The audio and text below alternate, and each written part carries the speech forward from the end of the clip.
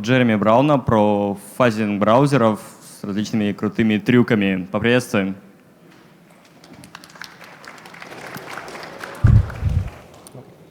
Hello, everyone. Thanks for coming to my talk. I don't know if you caught my one earlier at 4 o'clock about hacking virtual appliances, but I'm giving 2 today, so probably the first time doing that. So hopefully my voice stays with me and you all can understand pretty well. Should go pretty well. As he said, my name's Jeremy Brown, and today, browser fuzzing with a twist. So this is a project that I worked on for a while past this year, and it kind of, I had a few different projects I've been working on where I've been consulting. And this is one that, I wouldn't say it's unfinished, but there's still a lot of work to do around it. But I thought it was important enough to share, and I really wanted to get the algorithm out there and get people kind of interested. And if you already have your own fuzzing framework, I think this could fit pretty nicely with what you already have as a mutator. So that's what I want to show you today, fuzzing with a twist and a shake, and I'll get to it. So quick run through the agenda. I'll go through the introduction, talk about some target architecture, infrastructure notes. This talk is fitting very well with browser, but really it's you can apply it to a lot of other things too, a lot of other PDF readers, things like that. And then I'll talk about Shake It, the new tool that I've yet to release. So as soon as this talk's done, I'm actually going to upload it so you guys can play around with it. But it's the implementation of the technique I've came up with. I think it's somewhat novel. I'm not going to say it's 100% novel, but I think that it's definitely something I haven't seen so much publicly. And I'll talk about some of the things that are related to it. And then talk a lot about that, and then go in the conclusion and go from there. So again, you know my name. I'm an independent researcher consultant at the moment. I used to work for Microsoft doing Windows Phone, Xbox security. I was also in the malware protection center, so got a lot of exposure to antivirus stuff, a little more than I wanted to. Wanted to stay more in software security, so ended up moving to the Windows team at that time. I also worked for Tenable. You might have used Nessus before. I've read quite a few Nessus plugins in the past, and also did some reverse engineering when I was at Tenable, trying to find more of the subtle patches. So that was fun times. So to be clear, what I'm not covering today, comprehensive browser fundamentals, is way too big a topic, take way too long. I would want to give you enough just to get your feet wet and to kind of look at the attack surface and know what's out there. And I'm going to be focusing on rendering engines. There's tons of attack surface other than that. Definitely things around the sandbox and IPC. But for this talk and what Shake It actually does, the fuzzer I'll be talking about, it's mostly, unless accidentally it attacks something else, it's going to be finding bugs in the rendering engine, most likely. So what I am going to be covering, as I said, the fuzzing engine part of the puzzle. Fuzzing is not, you need a complete system to fuzz. The mutator or the generator or whatever system you have to or whatever technique you're using, it's just part of the puzzle of a bigger picture. You need infrastructure, you need things around helper things to copy repros and try to debug crashes and get things like that. So I'm not talking about, I wouldn't say Shake It. Shake It is not a fuzzer by alone, it is a mutator. It's a somewhat novel way to mutate data that has had a little bit of success in incubation, fuzzing browsers in particular, but it's not a complete fuzzer. And of course, we'll be working with grammar-based parsing engines. So you can fuzz a lot of scripting engines, JavaScript, HTML, and even PDFs. Again, PDF readers interpret JavaScript, so this could be applicable in that area as well. And again, I'm not claiming I fuzz as good as Ben Nagy. He's professional, done a lot of really great talks on it. So if you want a really great talk about fuzzing, I would suggest one of his talks. But you're going to get a lot of hard lessons I've learned when covering browser fuzzing with how I'm doing it here. So why?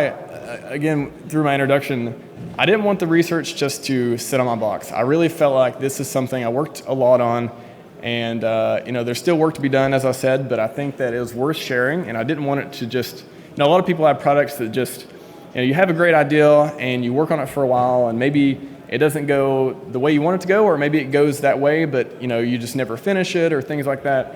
And I didn't want it to be one of those projects. I wanted to get the research out there in hopes that people will be able to take this and convert it to and put it in places where maybe they already have infrastructure in place. And this is just the easy snap-in example.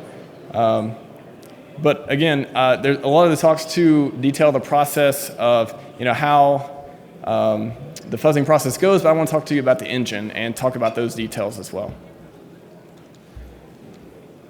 So attack surface overview. You guys know the first thing when you're looking for bugs in a product, you got to know the attack surface. You got to know what you're trying to find bugs in.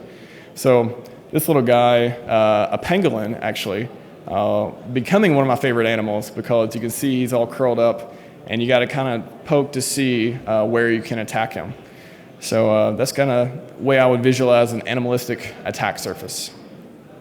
So all the credit here goes to Chris Rolfe from LeafSec, now at Yahoo. But he had a really great presentation, and I wish you could see all the reference. Well, I guess you can see it, I can't. About this. This is the attack surface for Chrome, and I just want to make it clear what we're looking at. What the fuzzer is trying to expose here is bugs in the rendering process. So that means V8, WebKit, which is now Blink, of course, and may incidentally look at some bugs at PPAPI, and well, I think that's actually deprecated now, but the native client as well. That also may be deprecated. Anyways, we're not looking at the broker process. We're not looking at IPC or some of that stuff. We're looking at the rendering process. So focus in on that. And for the reader perspective, this is some slides from Adobe, from their security team about protected mode. And it does a good job of detailing like how they talk to the file system, how they talk to the OS, reading and writing. And again, we're looking at the renderer, the reader part, which is sandboxed nowadays. But not looking at IPC for this kind of mutational fuzzing and fuzzer. So fuzzing options, there's a few different options here. We can go back and forth on it, but I think that the three main general ones is what I'm going to talk about today, briefly. Generation, so you either have a spec or you have a file format, you have something, and you create data based upon that. That's one technique you can use in fuzzing. And Peach is a really good example here. It can do a multitude of different things, but generation it's really good at. You describe a file format, it generates data, and you go from there. So Peach is kind of the example for generation.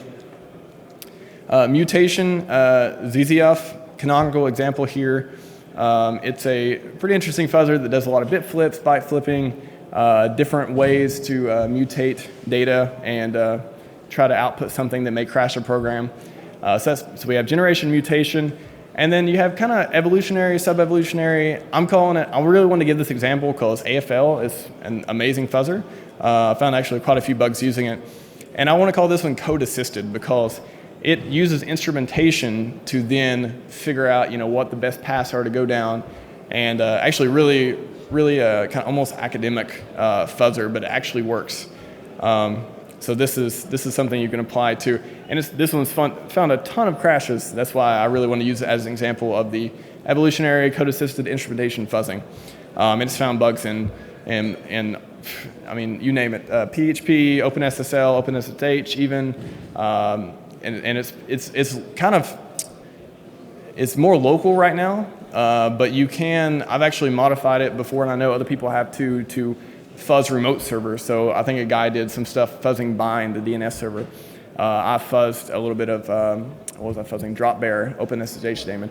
So you can modify it and write some harnesses to do remote fuzzing with it. So anyways, I want to give you an example of today's modern code assisting fuzzing. So those are the three fuzzing options. You can go back and forth on it, but those are the three main ones. So infrastructure. Another thing with fuzzing, you need infrastructure. So like I said before, there's more pieces to the puzzle than just a mutator or a generator or code instrumentation. In my opinion, to have a more complete fuzzing framework, you need the engine, of course. You need harnesses. You need stuff that will allow you to get a deeper peek at your target. You need infrastructure. You need VMs. You need, if it's physical hardware, whatever it is, you need to be able to scale to, you can fuzz much more effectively like that. Target-specific support. I don't know how many times, I know you guys have maybe run into it before too, where you're trying to find bugs in a program, you're trying to fuzz it, you're trying to look at its memory, and there's just something either blocking you from doing that, either it has some special memory manager that you can't quite get good crash output for, or it has debugging enabled for a bunch of different options, or there's something trying to block you from fuzzing it, or maybe it's just unfriendly to people finding bugs. So a lot of browsers, you got to figure out all these crazy command line things to even get them running correctly. And all you want to do is process a web page. You don't care about plugins or all this other stuff. So target-specific report is super important. And then helper programs, things that will copy repros for you, things that will talk to a database that will log things to help you make sense of the data you get back from fuzzing. Super important.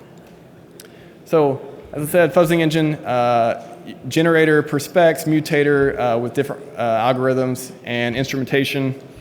The local system harnesses, if you're fuzzing locally, you need a debug harness to catch crashes, a file system monitor maybe to catch things for interesting reads and writes, and definitely a dedicated database server.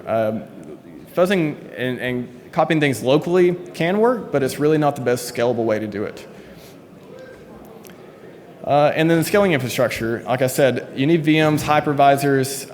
An army of droids is one of my favorite ones from JDuck. He talks about fuzzing Android a lot with those. Or even utilizing cloud providers. And there's a lot of like AWS, you have Microsoft Azure stuff. If you trust them with your data, then maybe you can use them for fuzzing too. Target-specific report, you need to have templates. Another thing, especially for mutation fuzzing, templates are a must.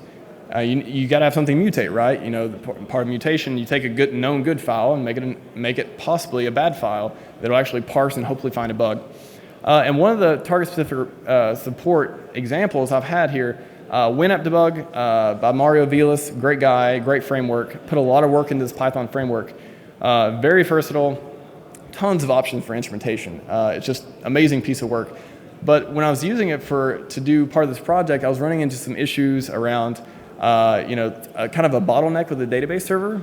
So I was fuzzing so much and I had so many machines running that the server, I had a dedicated hardware for this as well, actually couldn't process everything on time.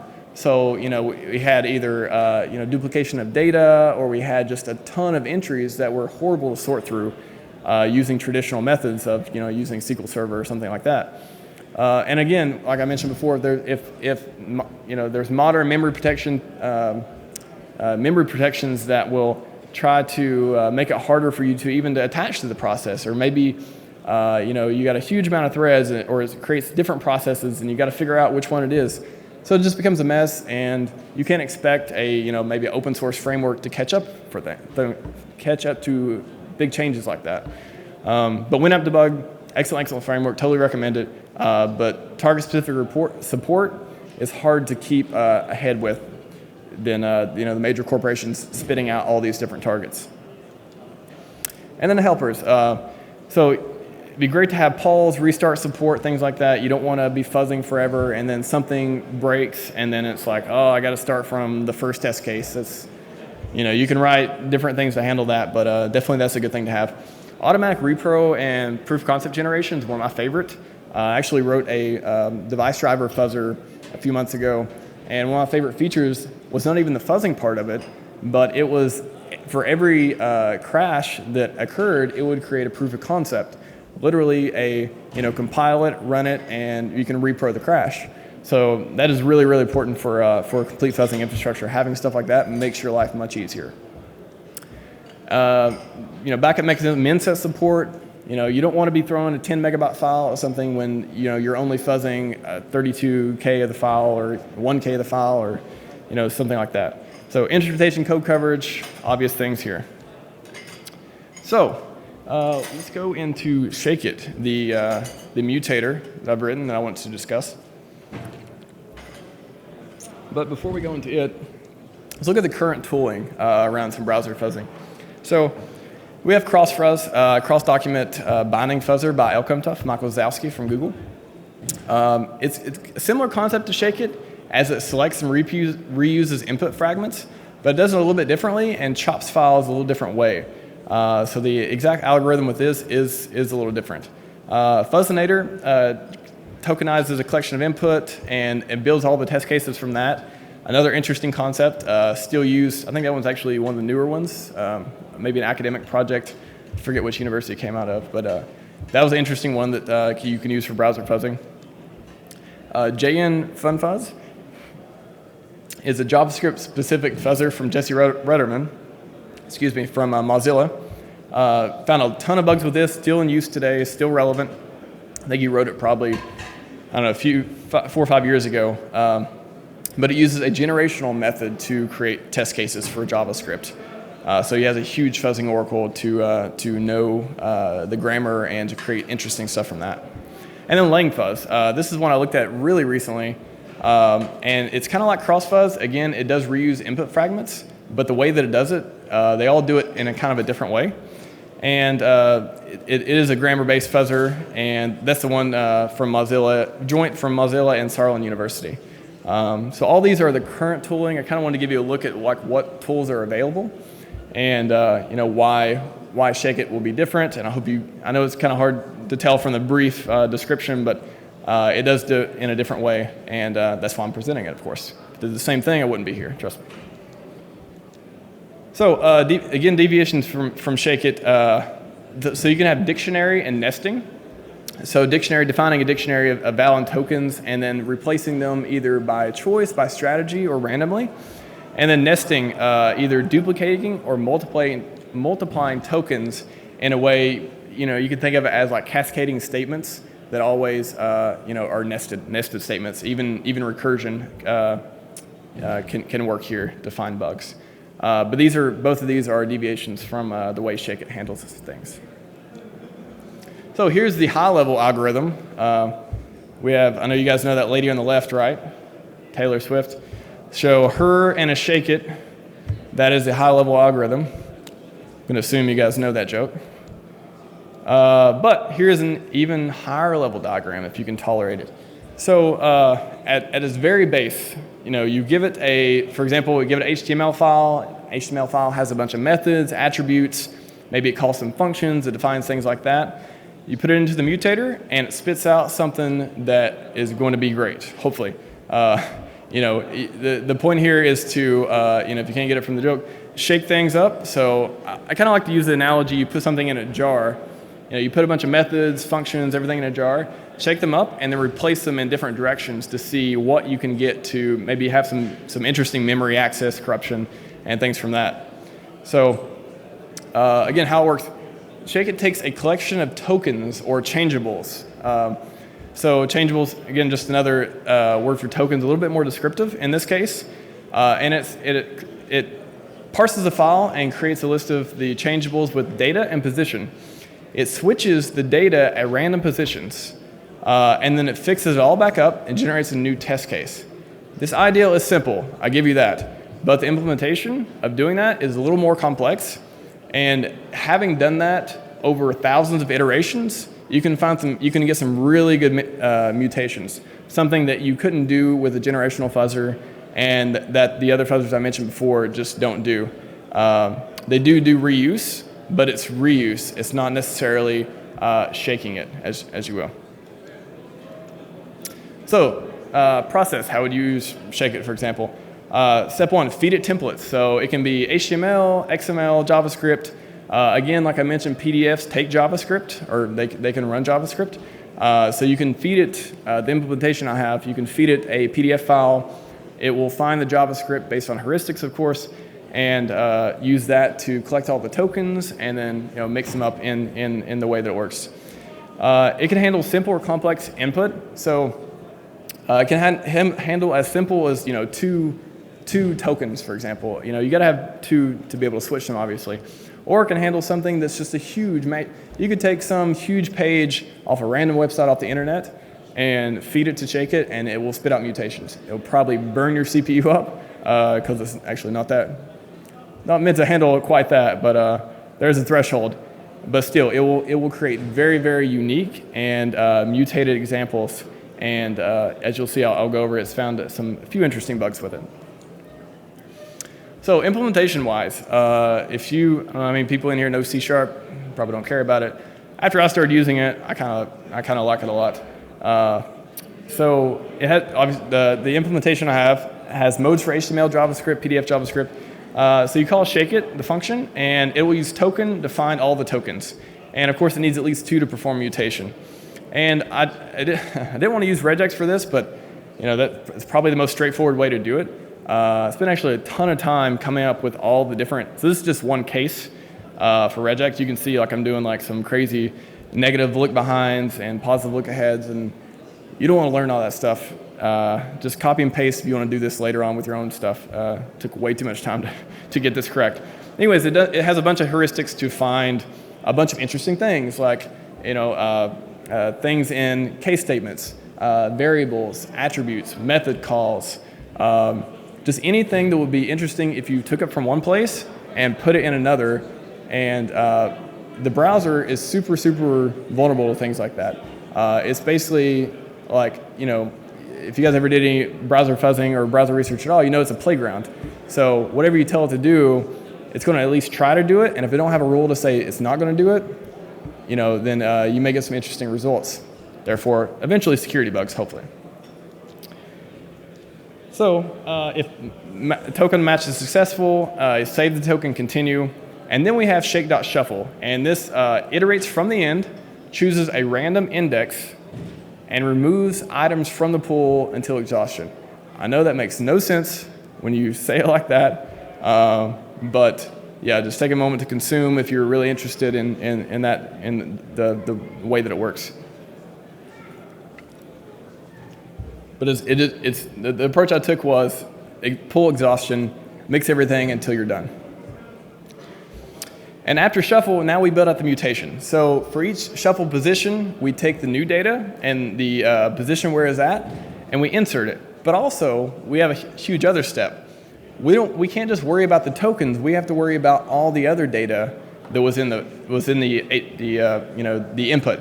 So we can't just put all the mutations back together, because now that's not very useful. We need to fix it back in a way where it looks legit. It looks like the original file, except everything is screwed up in it in a strategic way. So after that, we write to output and repeat as many times as you want. You can do it 1,000,000 iterations. I've actually did it 1,000,000 iterations. Depending on your input, it can take a while or not, depending on your computing power, of course. Obviously, we don't care about collisions here. I just give everyone SHA-1s. This is not security. This program is not security sensitive, so you don't have to worry about collisions. If we get them, it's fine. Don't do that otherwise, though, obviously. So example template, again, I was talking about all the tags, attributes, functions, objects, parameters, methods. These are all really good stuff, because if we make a function call, maybe the function doesn't exist. Maybe we redefine the name of the function. Maybe the attribute is valid in one case, but not valid in another. There's all kinds of things that can go wrong here. And the way the browser is interpreting it, it's kind of looking to make mistakes. And again, HTML, all these parsers are super forgiving. So it doesn't matter what you feed them, they're going to try to render it in 99% of the cases. So, man, I wish okay, this looks better. So, man, there's lines in the middle. Okay, so a little deeper view. So we get a list of all the functions, methods, tags, attributes, all that stuff. We have 2 lists at this point that we found. We take those two lists, and then we fix everything back up. Positions, data, and then we output it again to the output file. Again, just a little deeper microscope on that. So hope everyone's clear how the mutator works implementation-wise at this point. So again, the strategy here is trying to confuse the rendering engine. We're mixing everything we can, basically. And we're trying to put the browser into a weird state where it's likely to make mistakes. It's likely to access memory in an interesting way. It's likely to read memory in an interesting way. That's what we're looking for, is memory corruption vulnerabilities out of this technique with fuzzing, with mutating.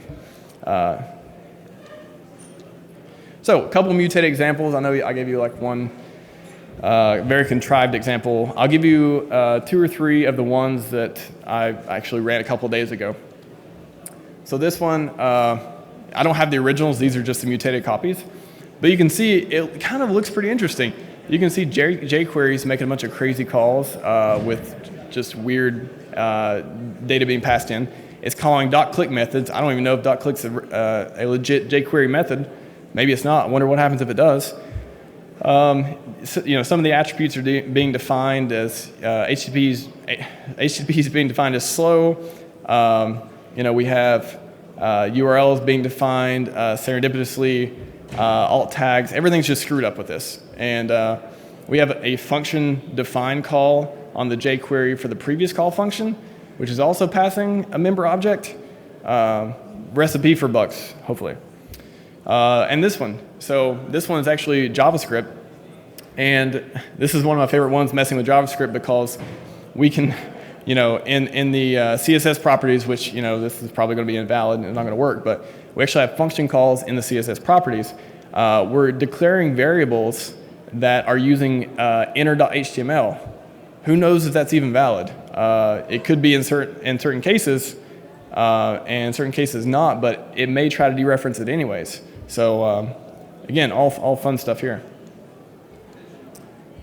And this one, we're trying to, I think this is, we're doing some XML or SVG. So this is like a mutated SVG file where we're trying to, we're assigning variables to function calls and getting return values.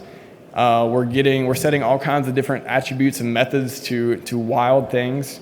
And we're just creating havoc, basically creating havoc on the renderer in an attempt to find bugs.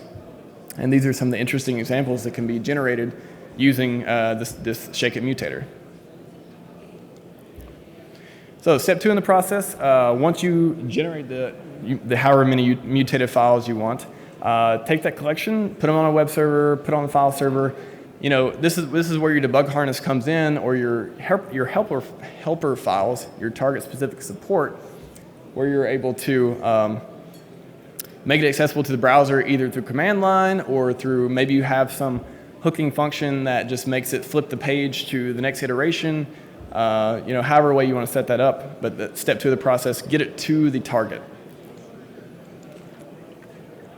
And step 3, after you iterate over the collection, again, highly recommend using a database of some sort. Try not to do it locally. SQLite's good for some things, but it's just going to create a bottleneck on your local machine if you try to do that, and then you're going to have to collect all the databases and merge them. It's going to be a mess. So centralized database reporting when you're fuzzing is definitely one approach to do it scale-wise. And hopefully get some promising crashes from that. So again, the implementation written in C#, algorithm is completely portable, and I will make the tool available, fully functioning tool. Give it some input, either HTML, JavaScript, XML, or give it a PDF file, let it mutate that JavaScript, see what happens. So in incubation, so when I first started this talk, I told you that this is one of the projects that I worked on for a while, kind of fell off. These are some of the lessons I learned from it, and there were definitely some hard lessons to make. I actually came across some promising crashes, for example, in Chrome and Firefox and apparently Opera, because I have that logo down there. But I wasn't able to determine, first of all, if the crashes were from the renderer or if they were from attach, or synchronization issues. So kind of a fail there. And you can't, and it's really hard to say because I kept getting the bottleneck with the infrastructure. I was using the database server, but the database server was getting so overloaded that it was really hard to get repros. And when I did get repros, it was hard to determine which one was affecting the target, which made it crash. So there were actually some interesting crashes, but through infrastructure problems, it was really hard to have them and debug after that. But a few of them did get by. For example, did find multiple crashes. Again, this is incubation. I don't have the full-scale infrastructure, but using this in a minimal infrastructure, these are the results. A few crashes in WebKit, WebKit GTK. Again, some of them didn't repro. There was some invalid access on garbage collection. Sounds interesting. An unremarkable crash in KHTML. Conqueror uses that. I was fuzzing Conqueror a bit. But mostly just continuous memory allocation copies. Not really interesting. Did find an exploitable bug in NetSurf, and if you've never heard of it, it's fine. It's a really popular embedded browser for a lot of embedded devices. It was a corruption of internal pointer structure, and it was triggered by mutated tag property. So when when ShakeIt mutated the file, and I used it for fuzzing, it corrupted one of the tags and replaced it with an invalid one from another part of the file, and triggered this vulnerability. And another crash in Photon. So Photon's kind of like an open source VLC plugin. Not plugin for VLC, but VLC plugin for a browser. And it was, again, triggered by parsing multimedia content tags. So, where you try to put music, embed videos into a web page. It did some mutation there and was able to find an interesting crash. So, challenges, lessons learned. Definitely having a comprehensive harness, something able to scale, will give you a much smoother process, smoother than I had at that time. Without a complete system, it's tough to be successful. And again, these are just incubation results. This is one reason I really wanted to get out there. I've been, a few friends of mine have had a look at it as well, and we're trying to really get it in a good infrastructure.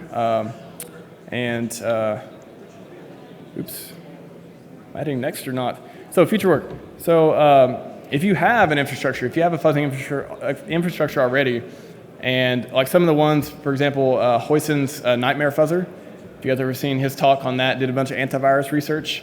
Anything you have at home, if you already have a framework set up for this, I'd love for you to either re-implement ShakeIt in whatever language your framework's in, or take ShakeIt itself, just use it as a mutator, host the files, and run it through, and see if you have any luck. And then even perhaps a Metasploit auxiliary module. There's a lot of fuzzing modules for Metasploit, and I don't think it'd be that hard to port it over there as well.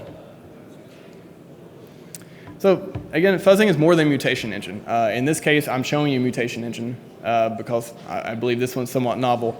But you need more than that to be really successful at fuzzing. I think ShakeIt has a ton of potential, but the investment on tooling is paramount. The investment that I put into this, and even though it's an incubation, I got some interesting results for the work I put into this. And again, more complexity, more bugs. That's a given. Code review can be really expensive, and if it's for something that's really parsing complex data, it's going to be hard to get right anyways. It's going to be really hard to know and to study the file in order to get everything out of it. Again, logic bugs, manually pen test is great for that. Does anyone really see software becoming simpler? I mean, it seems like fuzzing is just going to, I keep hearing, fuzzing's dead. We got all these companies running fuzzers. There's still tons of bugs every day. I don't think fuzzing's dead.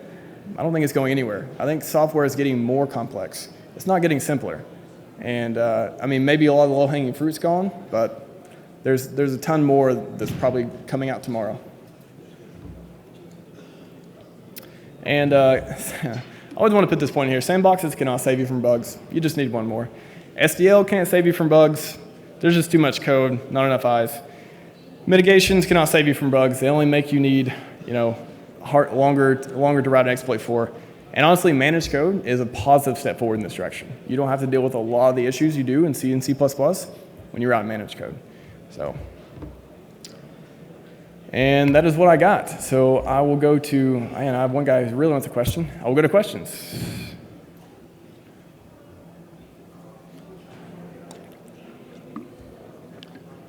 I don't think the microphone's on.